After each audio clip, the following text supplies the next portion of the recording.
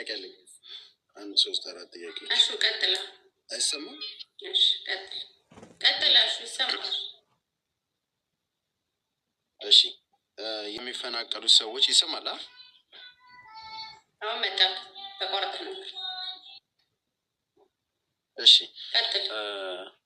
ሰፈራው አሁን ለሚፈናቀሉ ሰዎች ምን ያህል የሚይዝ ቦታ ይኖረዋል? አንደኛ እሱ ነው ጥያቄ። ሁለተኛ ደግሞ አሁን ያለበት የሰፈራው ሼልተር ውስጥ ከሆነ እነዚህ የሚፈናቀሉት ሰዎች የሚመጡት ለሴፍቲስ በጣም አስቸጋሪ ነው። እንዴት ነው እዛ ጋር ምን ዋስትና አለው? እና በዚህ ደረጃ ሌላ ቦታ እንደዚህ ለማዘጋጀት ወይም ደግሞ እንደዚህ የተስተካከለ ቦታ ለመቀየር ወይም ደግሞ ቦታ ለማግኘት እያደረገው ወይም ደግሞ እየሰራ ያለው ነገር ካለ ቢያሳውቀን። ምክንያቱም እዛ ቦታ ላይ ያለው ጦርነቱ አቅጣጫ ያለበት ቦታ ላይ ነው ያለው እና እንደኔ እይታ ሴቭ ነው ብዬ አላስብም። እና በዚህ ደረጃ እንደዚህ አይነት ውይይቶች ቢኖሩና ያሰባችሁት ነገር ቢኖር ያንን ነገር ብትነግሩን ይሄንን ላለው። ሁለተኛ ደግሞ ብዙ ጊዜ ሰው እያነሳ ያለው ከምዝገባ አንጻር ነው፣ እናንተም ገና ነው የሚል ነው እና ለህዝቡ ቁርጥ ያለ ነገር በየሰዓቱ ስለሆነ የሚጠይቁት ያለውን ነገር ግልጽ አድርጋችሁ ከዚህ ከጦርነቱ በኋላ ምን አይነት ምላሽ አለ ከአምላምም ሊሆን ይችላል አናግራችሁ የተሰጠ ነገር ካለ ለህዝቡ ይሄንን ነገር ብታሳውቁልን። መጣው ስልክ በብዛት እንደውላለን ግን አይሰራም የሚል ነው እና የትኛው ነው የሚሰራው? ትክክለኛውን ስልክ የትኛው ነው የሚሰራው የሚለውን ትክክለኛውን ስልክ እዚህ ጋር ብታሳውቁ። ተቋርጦ ነበር። ተቋርጦ ነበር። ኦኬ አሁንም ሰምተነዋል። ችግር ካለበት ቦታ ላይ ጦርነቱ ካለበት ቦታ ላይ ሆነው ከቤት ውስጥ ያልወጡ ልጆች እንደዚህ ቤትም የተዘጋባቸው አሉና እነዚህን ሰዎች የማስወጣቱ ማለት የተለየ ነገር ተደርጎ የሚወጡበት መንገድ የሚፈጠርበት ነገር ካለ ሌላ አሰራርም ቢሆን፣ ምክንያቱም እንደነገርኳችሁ የሚደወልበት ስልክ አይሰራም እየተባለ ስላለ በዚህ ጉዳይ ላይ ብትነግሩ መልዕክት ቢተላለፍ። ያው እናንተ በዚህ ቁጥር ደውሉ ችግር ካለ ብላችኋል እና ቀድም እንደተናገርኩት ይሰራል የተባለው ስልክ እንትን ቢል የተነሱ ጥያቄዎች ያው ከጦርነቱ በፊትም የነበሩ ቻሌንጆች ተነስተዋል። ኦኬ ወደ ኋላ ሊመጡ ይችላሉ ይሄ ከጦርነት ጋር በተያያዙ እና ተወሰኑት ላይ እኔ ልሄድባቸውና ፌዝ ወይ ትጨምርባቸዋለች ወይ ባልተነሱት ላይ ምላሽ ትሰጣለች። አምና ተመዝግበን ቅጣት የተባለ የመጀመሪያ የተነሳ አንድ እህት ያነሳችው እንግዲህ አምናውን ታውቁታላችሁ። በጣም አሰልቺ የምዝገባ ሂደት አልፈን ለምነን ነበር ስናሰፍ ነበረው። አምና ብዙዎቻችሁ ታስታውሱት እንደሆነ ብዙ ሰዎች ሀሳብ ቀይረዋል። ትኬት ተቆርጦም ጭምር ኤርፖርትም እየጠበቅናቸው የቀሩ ሰዎች አሉ። ያ ማለት ያው አምና እንደምታውቁት መንግስት ከፍተኛ በጀት መድቦ የተቸገሩ ምንም እንትን የሌላቸው መድረሻም መግቢያ መውጫም የሌላቸው ዜጎችን ለማስወጣት በጦርነቱ ምክንያት ከፍተኛ ችግር የደረሰባቸው ለይቶ መዝግቦ ለማስወጣት ከፍተኛ ስራ ሲሰራ ነበርና በዛ መሃል ትኬት ተቆርጦላቸው የቀሩ ዜጎች አሉና ያው ኤምባሲውም አክስረዋል መንግስትም አክስረዋልና አሁን እንዴት ይታያል የሚለው ያው ምናየው ይሆናል። ቀጣይ የሚታይ ነው። አሁን ይቻላል አይቻልም ለማለት ሳይሆን ነገሮቹ ከተመዘገቡ በኋላ የሚታይ ነው። ብዙም ለጊዜው ስጋት መግባት የለባችሁም። ስጋት ውስጥ ሊጥላችሁ አይገባም ነው። ያው የሰራችሁትን ግን ያንን ያደረጋችሁ እንትን ግን ሊገባችሁ ይገባል። ከፍተኛ ብር ነው የከሰረው። በዛ ለአም ተከፍሎ ለአም ጭምር ነው የተከፈለው እና ያንን ከግንዛቤ ውስጥ ማስገባት ይኖርባቸዋል። ሌላ ጽሁፍ ላይ ያየሁት የመኖሪያ ፍቃድ በተመለከተ ከአዲሱ ዲክሪ ከአዲሱ አዋጅ ጋር የተያያዘ ይመስለኛል። ብር ያለ አቅም እየጠየቁን ነው የሚል በጽሁፍ አይቻለሁ። አንድ እህት ያነሳችው ያው በፌስቡክ ገጻችንም ላይ በደንብ በጽሁፍ ለቀነው ነበር። ምናልባት በቀጣይ የምንመጣበት ይሆናል ከሬጉላራይዜሽን ጋር ህጋዊ የመኖሪያና የስራ ፍቃድ የሌላቸውን ወደ ህጋዊ የስራ ፍቃድ ለማስገባት እሱ ላይ ከዚህ ቀደም ያለው ሆኖ ግን በትግል የመጣ እንትን አለና ፕሮሰሱ ሰራተኛ ሚኒስቴር እንዲጀመር ወዘረት አመል የሚባለው መስሪያ ቤት ሰራተኛ ሚኒስቴር ከዛ እንዲጀምርና ከዚህ የመጀመሪያ የድሮ አሰሪዎችን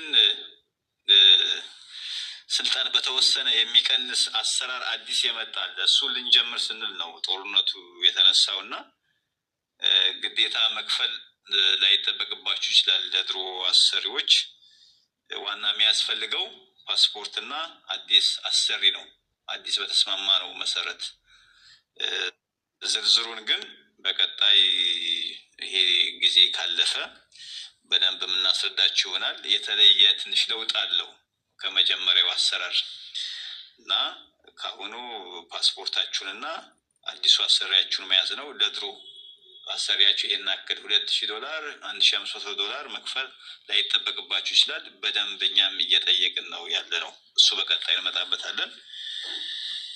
ሌላ አንድ እህቴም ያነሳችው መስራት የሚፈልጉ ይላሉ ሂጂና ውጪ ስሪ ጥፊ ምናምን ጥፊ ህገወጥነት ነው። ባይዘው ከአንድ ህጋዊ አሰሪ ቤት ወጥቶ መስራት በሊባኖስ የስራ ህገወጥነት ነው። እንደዛ የሚሉት እንደዛ ማለት ከፈለጉ ኦኬ ኤምባሲ ይምጡና ፓስፖርቷን ይቃማዋን አዲስ ለምትሰራላት ወይ ለምትሰራለት ሰው ቴናዞል አድርገው መስራት ነው እንጂ አንድ አሰሪ ዝም ብለሽ ውጪ ስሪ ካለ ስቲል ህገወጥ ነው። ምንም ማንም ዋስትና ሊሆን አይችልም። እንደዚህ የሚሉ ሰዎች ኤምባሲ መጥተው ፓስፖርት ይቃማ አስረክበው ወደ አዲስ አሰሪ ከተበደ አድል ተኪዶ ቴናዞል ማድረግ ቴናዞል ካልተደረገ በሊባኖስ ህግ ስቲል በቀድሞ አሰሪ ስም ነውና ይሄ በህግ ተቀባይነት የለውም። ጋራንቲ ዋስትና አይሰጥም። እሱ ብዙም ለምን እንደሚሉም አይገባኝም። እንደዚህ ነገሮች ግን ሲያጋጥማችሁ ኤምባሲን ያማክሩ ወይም እኛ ጋር ይደውሉ። ከአሰሪዎች ጋር መነጋገር እንችላለን ለማለት ነው። ሌላ እሹ ያነሳው ጥያቄ ያለ ኤምባሲው ምንም እንኳ የጦርነት ቀጠና ድንበር ቢሆንም የኮሚኒቲ ሼልተሩ ግን በተሻለ ቦታ ያለ ነው። ከኤምባሲው ይርቃል አለይ ነው ያለው። ያ ማለት ሁሉንም ሰው ይዛል ማለት አይደለም። ነገር ግን ሼልተር ምንም መውደቂያ መጠጊያ የሌላቸው ዜጎች ግን ባለን አቅም ለማስጠለል አሁንም ክፍት ነው። ለኮሚኒቲ ማህበሩን ኤምባሲውንም ኢንጌጅ ማድረግ ይቻላል። ወደ ጦርነት ቀጠና ሳይሆን ወደ ጀበል የቀረበ ቦታ ነው ያለው። ይሄን አክል አቅም ባይኖረውም ነገር ግን አማራጭ ከሌለ ግን እስከ ተወሰኑ ሰዎችን መያዝ የሚችል ነው። ግን አሁን ከአምናው የሚሻልበት ሁኔታ አለ። አምናውን መንግስት መጠለያ አይሰጥም ነበር። አሁን ባለው ግን የተወሰኑ ችግሮች ቢኖሩም ከአሰሪዎቻቸው ጋር የሚገቡ ሰዎችን መጠለያ እየሰጠ ነው። ቅድም ሪፖርቴም ላይ እንዳልኩት በርካታ መጠለያዎችን፣ ትምህርት ቤቶችን፣ ሆስፒታሎችን ለዚህ ዓላማ እየተጠቀሙ ነው እና የመጀመሪያ እሱን መጠቀም ነው። እድሉ ካለ እሱን መጠቀም ነው። ከዛ በመቀጠል ደግሞ ጓደኞቻችን ካሉ ያንን እድል መጠቀም ለጊዜው ይሄን ጊዜ እስኪያልፍ። ማንም ግን መጠጊያ የለው ግን እኛ ይሄንን ሰፖርት ለማድረግ ዝግጁ ነን። ሪፖርት ማድረግ አለባችሁ።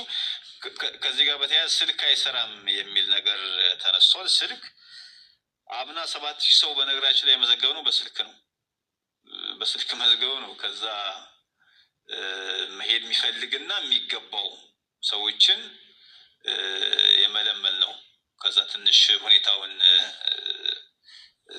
እንትን ሲል ወደ ኖርማል ሲመለስ በአካል መጥተው ፎቶ እንዲሰጡ ምናምን ያደረግነው እና የአምና ስልክ በተጨማሪም 4-5 ስልክ አስቀምጠናል። በቀጥታ ሲደወል ካልተነሳ የሞባይል የሰው የግል ስልክ ላይ የሰጠነው የቢሮ ምናልባት ማታ ላይ ሰራ ይችላል። ድምጽ ማስቀመጥ የዋትስአፕ የሚሰሩ ናቸው። ድምጽ ማስቀመጥ አለባቸው ዜጎቻችን ከዛ ይታይ። ምክንያቱም ብዙ ሰው ነው የሚደውለው። ለምሳሌ እኔ ጋር 10 ሰው ቢደውል 10 ሰው ላያነሳ እችላለሁ። 10 ሰው ግን ድምጽ ቢያስቀምጥ የዋትስአፕ ድምጽ ቆይቼ ምላሽ ልሰጥ እችላለሁ እና እሱን አማራጭ መጠቀም ነው። የቢሮውም ይሰራል፣ ግን የተቀመጡት የዋትስአፕ ቁጥሮች የተሻሉ ናቸው የሚለው ነው። ቤት የተዘጋባቸው በጦርነት ቀጠና ቅድም በጠቀስኳቸው ብያለሁ። በደቡብ ሊባኖስ፣ በምስራቅ ሊባኖስ በቤካ ሸለቆ አካባቢ በዳሄ ቤት የተዘጋባቸው ካሉ ነገሩን አድራሻውን እነሱም የስልክ ኮሚኒኬሽን ካላቸው ይንገሩ። ማንም ሰው እዛ ቀጠና አሁን መቀመጥ የለበትም። እንዳውም ቅድም ሪፖርት ካረኩት የሁለት የሞት አደጋ ለአንድ ዜጋችን ባለመውጣቷ ምክንያት የተከሰተ ነውና እንደዚህ አይነት ሪስክ መውሰድ አያስፈልግም። ይሄንን ከድርጅቶችም ጋር እዚህም ካለው ኢንተርናል ሴኩሪቲ ፎርስ ከፖሊስም ጋር እንትን ማለት እንችላለን እና ለኤምባሲው ማሳወቅ አለባቸው። ማንም በቅድም በጠቀስኳቸው ቀጠናዎች ውጡ ተብሎ መውጣት ነው፣ ራስን ማዳን ነው። ከአቅም በላይ ሲሆን ኤምባሲው 24 ሰዓት ይህን እየተከታተለ ነው፣ መደወል ነው የሚያስፈልገው ማለት ነው። ምዝገባ ገና ነው አላልንም። ምዝገባ ዝግጅት ላይ ያለን ነው ይህን እንትን የተከሰተው ጦርነቱ እንጂ ለመጀመር ሁሉም ነገር እንትን ብለን ነበር። ነገር ግን የሬጉላራይዜሽን ቅድም ያልነው የህጋዊ እንትኑን የተወሰነ አስኪደ ነው። አምነ ለአምም ትንሽ የሰው ኃይል ጥረት ስላለበት ሁለቱን አንድ ላይ ለማስኬድ ስለሚከብደው የተወሰነ ሄደንበት እንጀምራለን ብለን ነበር። አሁንም ትንሽ ቀዝቀዝ ሲል በአስቸኳይ ምንጀምር ይሆናል ለማለት ነው። የተነሱትን ጥያቄዎች ከበር አርጋቸዋል። አንዱ እንዲሁ ዝም ብዬ በዚህ ኮሜንት ላይ ከተነሱት አንዳንድ ለመመለስ ነው። አምና ለምሳሌ በምዝገባ ወቅት ክስ አለባቸው የተባሉ ዜጎች አምናም ክስ ሊባኖስ መንግስት ክስ ያለባቸውን እንዲሄዱ አልፈቀደም። ማለት ክስ ስንል ሁለት አይነት አለ። አንድ አምነ ለአም ራሱ ሊያነሳው የሚችለው ክስ አለ። ሁለተኛው ደግሞ ፍርድ ቤት የደረሰ ክስ አለ። ለዚህ አምነ ለአም የሚያነሳውን ክስ በባለፈውም ጦርነት ራሱ እያነሳ መሳፈር ይቻሉ አሉ። ፍርድ ቤት ክስ ግን ማንሳት የሚችለው ራሱ ውሳኔውን የሰጠው ዳኛ ስለሆነ በጠበቃ በኩል የሚያልቅ ነገር ነው የሚሆነው። እስከዛሬም ባለፈውም አምናም በክስ ምክንያት የቀሩ ያ ጉዳያቸው ያለቀላቸው አሉ። እስካሁንም ደግሞ ጉዳያቸው በጠበቃ ተይዞ እየሄደ ያለበት ሁኔታ አለ። እንደሚታወቀው የዚህ ሀገር የፍትህ ስርዓት ይህን ያልፈጣን የሚባል አይደለም። ከዛም አንጻር እንዲሁም ከጠበቆች ጋር ባለውም ነገር ጉዳዮች እየዘገዩ ያሉበት ሁኔታ ሊኖር ይችላል። ግን ስቲል እንደዚህ የበጎ አድራጎት የጥብቅና አገልግሎት ከሚሰጡ ድርጅት ጋር በመሆን ጉዳያቸው የጨረሱላቸው አሉ። ስቲል ኦን ፕሮሰስም ያሉ አሉ። ሌላው ደግሞ በእንደዚህ አይነት ሁኔታ ውስጥ አሁን መረጃ በጣም አስፈላጊ ነገር ነው። ቅድምም አሹ እንዳለው በተለያዩ ቦታ ተዘግቶባቸው ያሉ ምን ካሉ ይህን ለኤምባሲው ማሳወቅ፣ ለኮሚቴ ማህበሩም በማሳወቅ ኮሚቴ ማህበሩም በኤምባሲው ውስጥ ጽህፈት ቤት ስላለው በዛ በኩልም ማሳወቅ ይቻላል። ምክንያቱም ያለ መረጃ ምንም ማድረግ ስለማይቻል መረጃ ደግሞ እያንዳንዳችን ጋር ያለ ነገር ነው። ስለዚህ የተጣራ መረጃ ይዘን መንቀሳቀስ አለብን። እንዲሁም በሚወጡ በተለያዩ መረጃዎችን እኛም ስናስተላልፍ በሚዲያ ላይ ያለን ሰዎች ስናስተላልፍ ከኃላፊነት በሚሰማው መልኩ ማስተላለፍ አለብንም ብዬ አስባለሁ። ምክንያቱም ሰው የሚነገረውን ይሰማል። ይሄ ጦርነት እንዲሁ ከአካላዊም ጉዳት በተጨማሪ ደግሞ ስነ ልቦናዊ ላይ የሚፈጥረው ከፍተኛ የሆነ ጉዳት አለና መረጃዎችንም ስናስተላልፍ በስነ ስርዓት ጥራታቸው እና ትክክለኛነታቸውን እያረጋገጥን ብናስተላልፍ መልካም ነው ብዬ አስባለሁ።